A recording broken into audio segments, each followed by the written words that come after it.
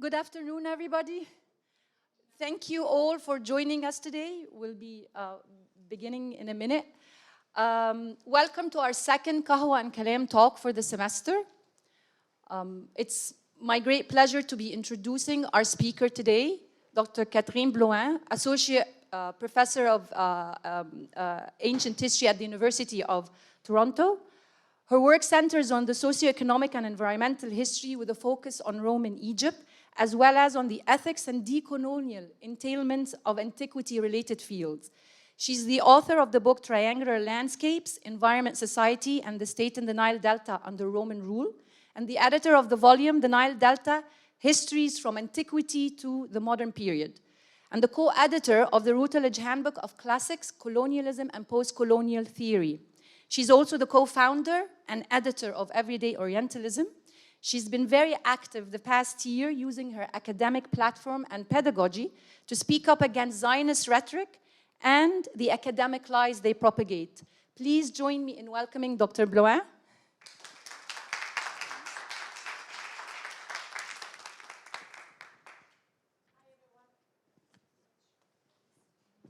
Does it work now? Yes. Okay, hi everyone. Thank you so much for having me. It's really an honor to be here with you all today.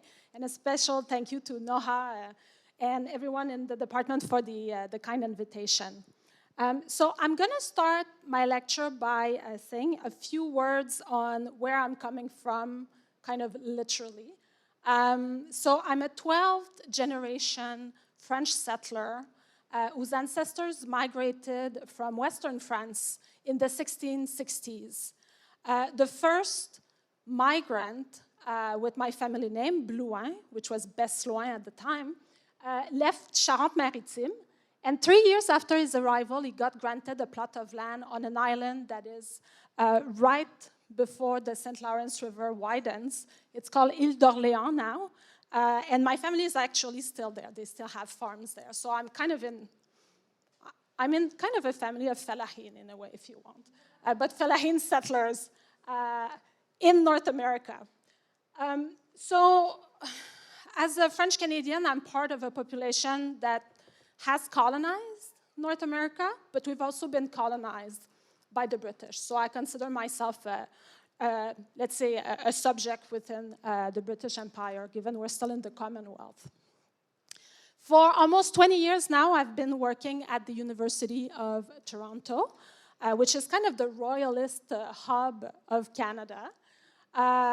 Toronto, like Quebec, is within the land, the traditional land of the Wendat people, but it's also the traditional land of many other Indigenous nations, including the Anishinaabe, the Haudenosaunee, the Chippewa, and the Mississaugas of the Credit. And obviously, I work as a specialty in Egyptian history, especially ancient Egyptian history and also more and more intellectual history.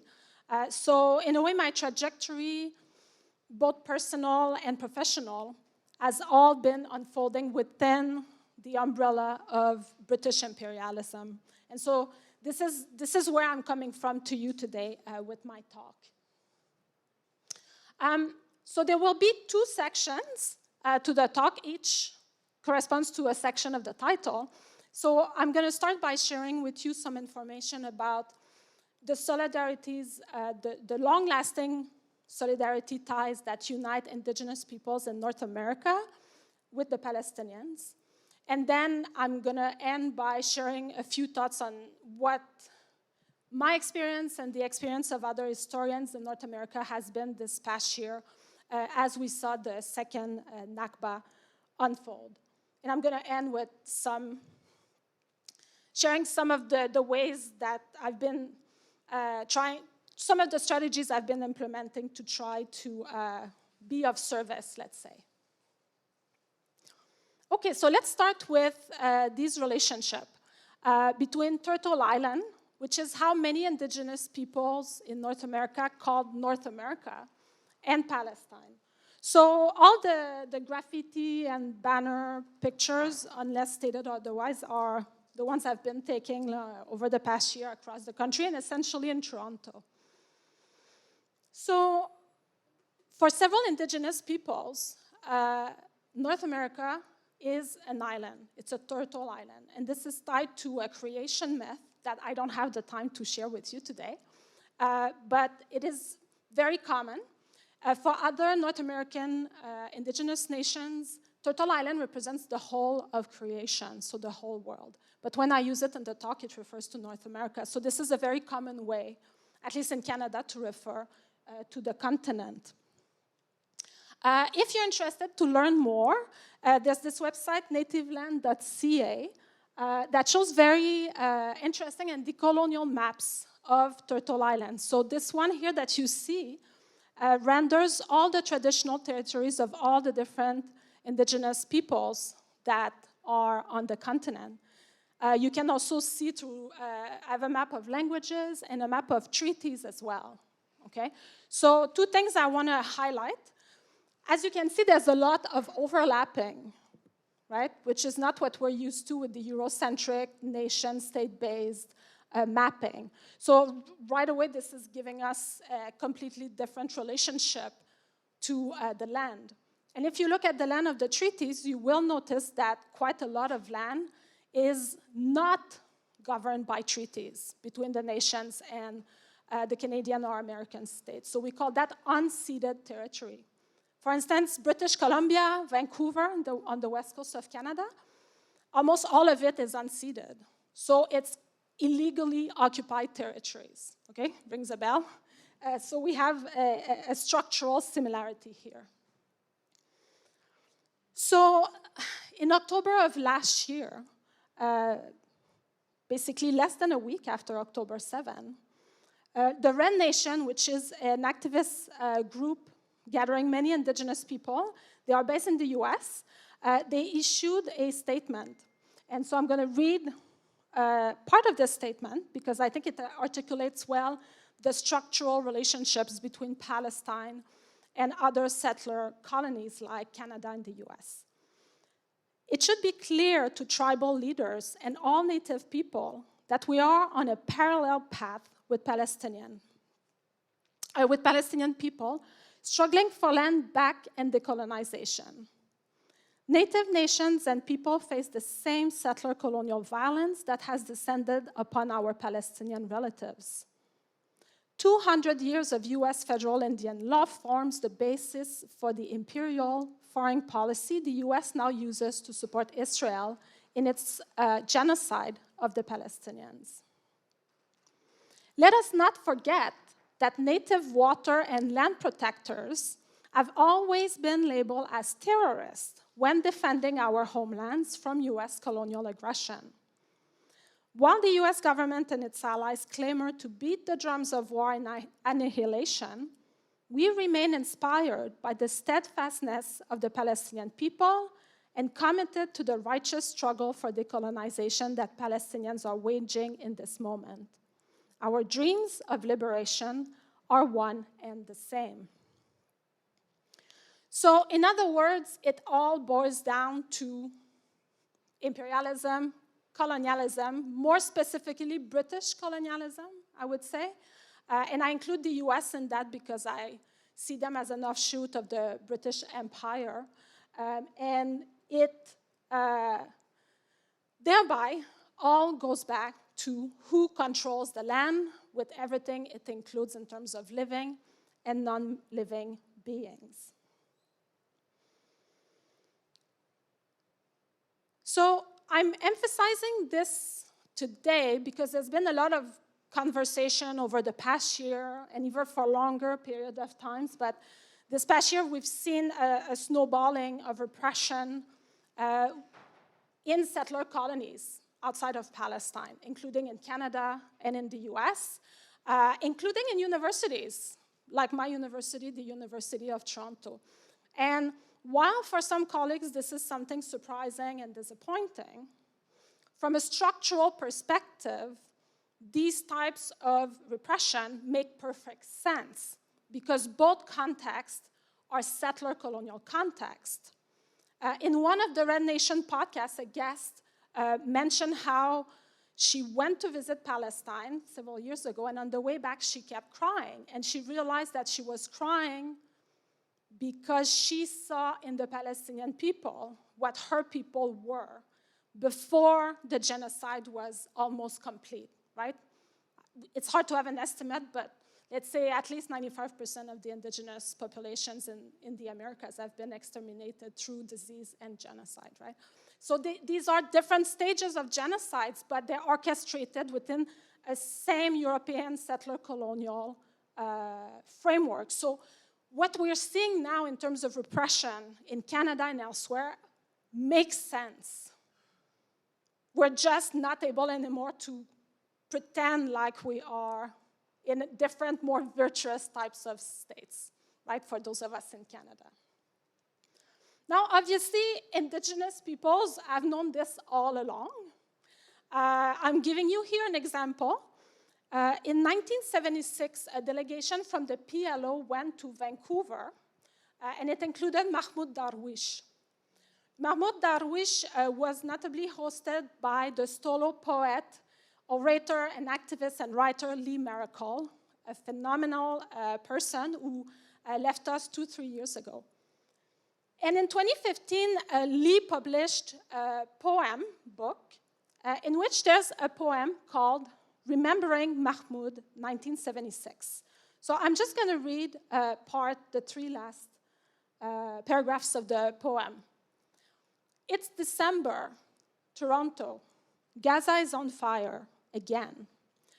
Another wounded knee, another massacre. No muskets this time. Tanks, monster machines. Bombs and missiles pommel the children. How brave is that? Minus 40 Celsius in Winnipeg. Palestinians and Indigenous children wave placards. Stop killing children in Palestine. Free Gaza. My tears freeze on my face. My daughter is there, just as she was 35 years ago, chanting Free Palestinians. My frozen tears cut pain lines on my face. In between the rubble, Darwish's last words look at the world. Say goodbye to Edward Said. Peer past the camps, the bombs, the hypocrisy. Stubborn, resistant, eternal. There is no tomorrow in yesterday, so let us advance.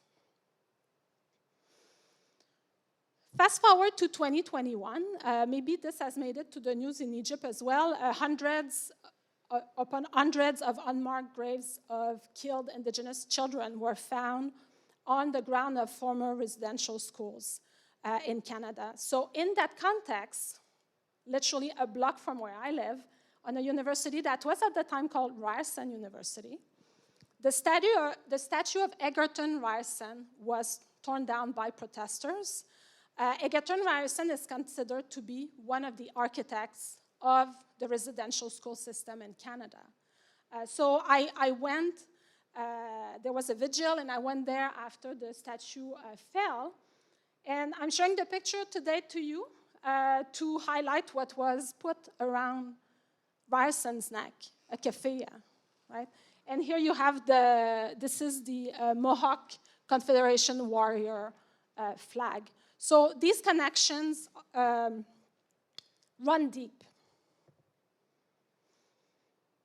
If you want to learn more about what Indigenous activists and scholars and artists have been doing to support the Palestinian fight for liberation this past year, you can just type in Google the Red Nation. So they have a podcast, they have a YouTube channel, they have a blog, they have playlists.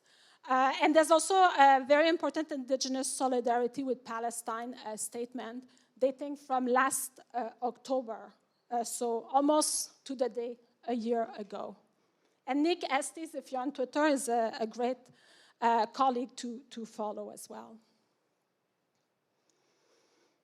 Now let's fast forward to this past spring and summer in Toronto. So I'm going to show you a few of the pictures I've been taking in the context of U of T's Encampment for Palestine. So for 2 months in May and June, a group of students converted what was called King's College, a big round circle of a green round circle, into the People's Circle for Palestine. So the administration had put a fence around it preemptively because they didn't want a camp to be created, but the students actually subverted it, managed to open it and made it a gated camp.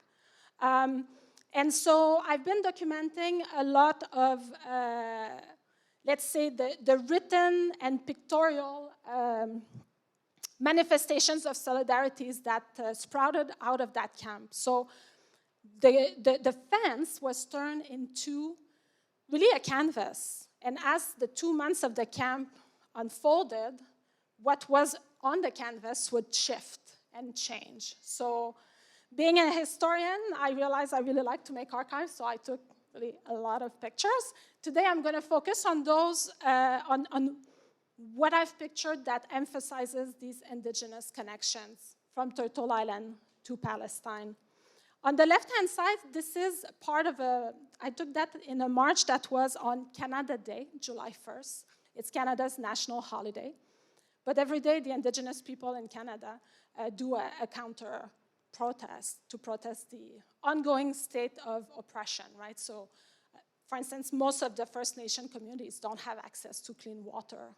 And often the water is contaminated. There are still many issues with missing and murdered indigenous women and so on. So the organizers of this march invited Palestinian activists and allies to march with them. And here you have an indigenous woman waving both the Every Child Matters flag and the Palestinian flag. Another example here from the same march. This is also from the march, so 3 Palestinian and pro-Palestinian activists were invited to give a speech. In general, in Toronto, whenever there's a march for Palestine, the march starts with a circle of indigenous dancers and drummers. So this gives the march a sacred quality. And these dancers are all women or two-spirited people.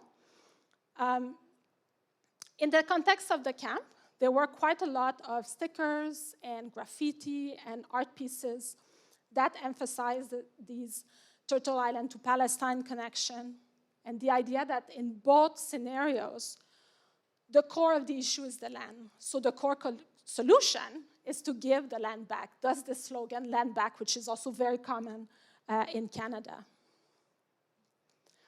The camp was under Indigenous sovereignty. And when I say that, I mean it quite literally. From the very start of the camp, there was a sacred fire on the ground of the camp that was kept 24/7 by matriarchs and fire keepers. So through this fire, the indigenous elders made the ground of the camp a sacred ground, right? So it made it really difficult for the administration to evict the camp. So they were really the beating heart of the encampment. I couldn't take a picture, we couldn't take pictures at the circle. We could go and sit around it, but you can see some of the rules here because there was a protocol. You needed to make some offerings when you entered. The camp also had a library called the Watermelon Coalition Library, and all the books had been donated by faculty and other people. So as you can see, they were organized by categories, which included obviously Palestine, but also Indigenous history and Black history. Now, in late June, the University of Toronto had its convocation season, which lasted 3 weeks. And I've been documenting with a colleague in engineering all the manifestations of solidarity with Palestine during the live stream convocation. Now they're starting another season. I'm going to check if they're still live streaming it. Maybe they've changed their mind since then, because I was kind of a pain in the ass. I kept tweeting everything. So here you can see a student who is wearing the traditional ribbon skirt. It's one of the indigenous attires with a Palestinian belt. And on the very last ceremony, a colleague who received an honorary degree, Kristen Bowes, who is a member of the Red River Métis Nation, actually addressed Palestine and demanded that the university discloses and divest. The president was right there.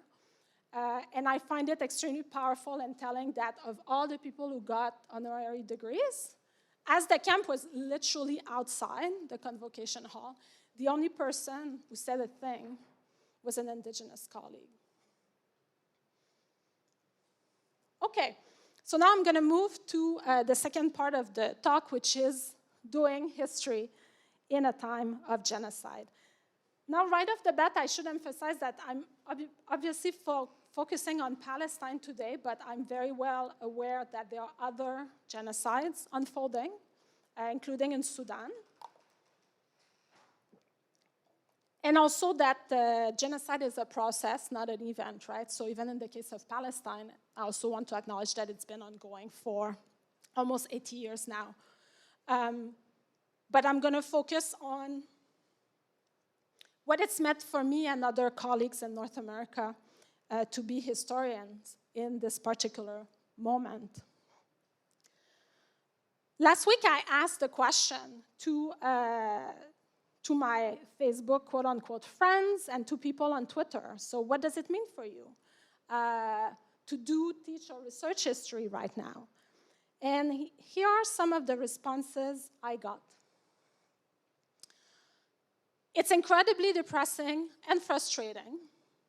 An American wrote that it is especially frustrating to see how willingly out of touch and unaware Americans are about our involvement in Gaza, the West Bank, and Lebanon. Even when we plan educational events, they don't attend.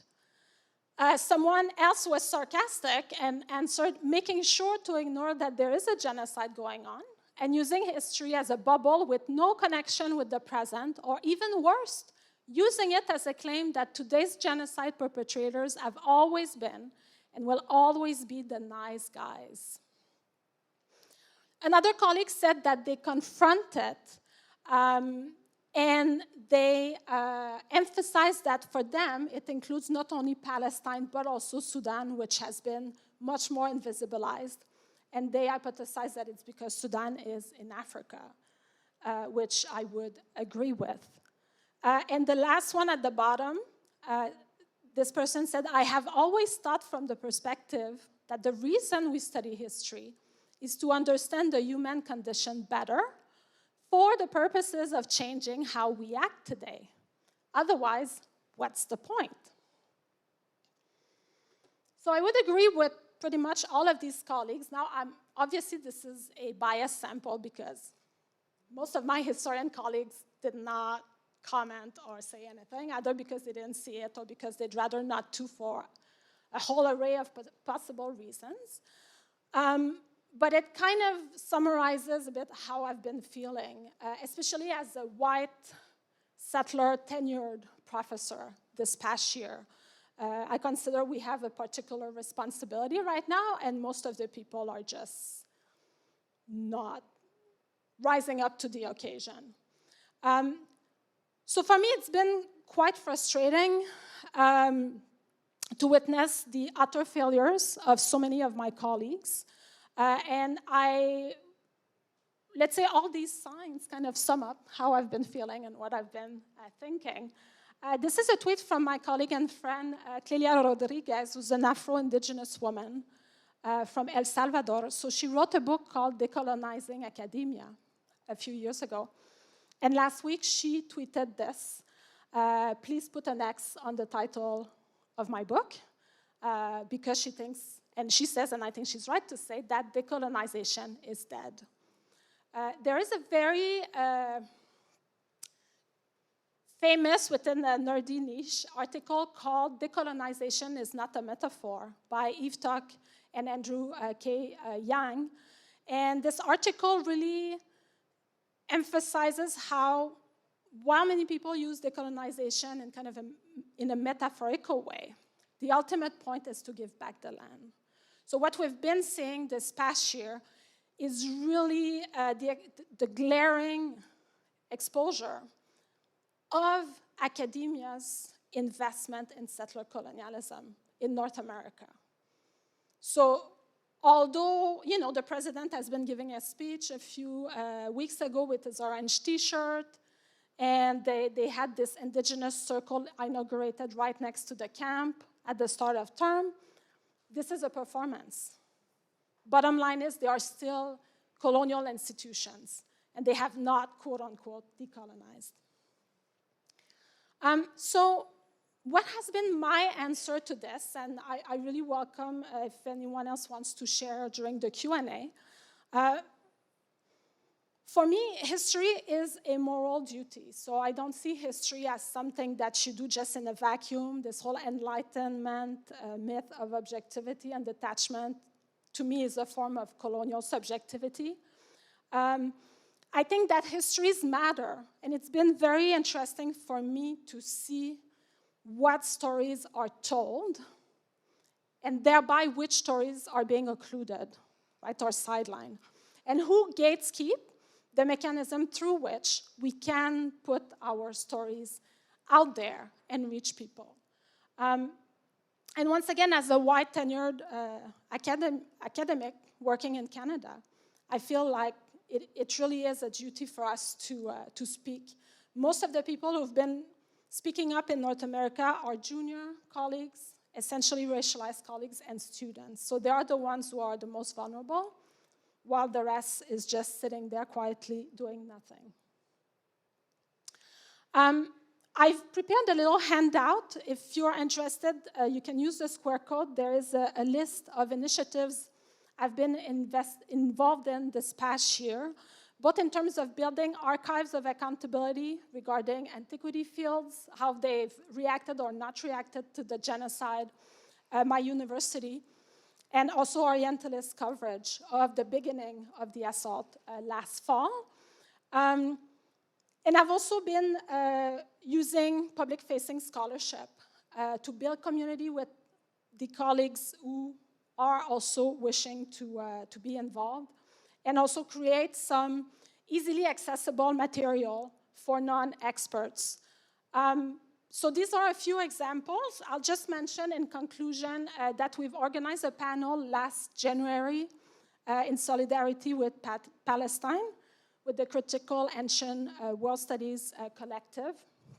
It's a very powerful event that includes notably archaeologist Fadel Alutol, who managed to reach us with his phone from Gaza, actually. And we just put out last month a 20-post series, a primer on ancient and medieval Palestine called EO Palestine.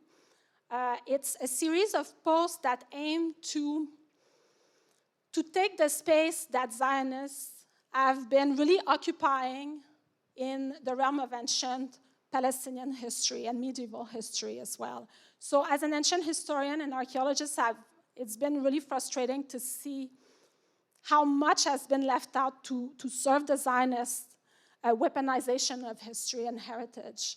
And I thought, okay, we need to create short material that people can assign to undergrads, and that basically bust all the Zionist myths that are used drawing from ancient and medieval history. So you have 20 posts by an international array of scholars, including Noha, who contributed a post dismantling the myths whereby Palestinians are all Muslim, and as such they are anti-Semite. So I will stop with that.